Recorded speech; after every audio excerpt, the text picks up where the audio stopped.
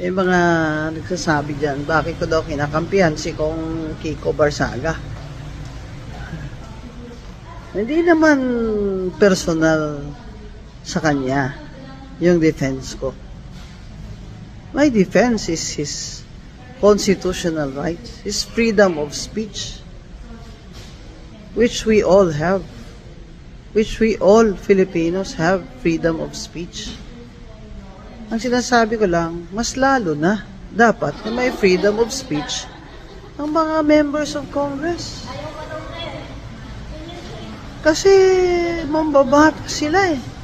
Di ba? Kung wala naman silang private citizen na minamalain. Kasi kung private citizen yun, syempre, slander yun, libel yun, madali yun. Pero kung government official naman, ang kanilang kinikriticize, like our President Bongbong, bakit naman kayong mga congressman masasaktan para sa kanya?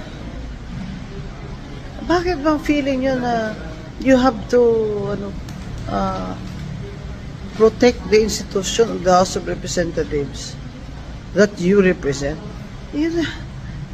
Hindi kayong mga magnanakaw ang dapat nagre-represent sa aming mga we the people.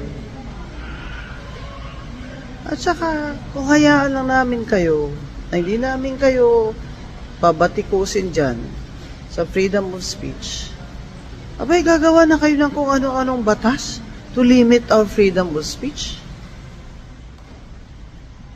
Pero mo yun, ipina-take down nyo yung mga post niya.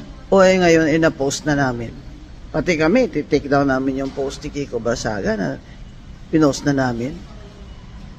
Ulol.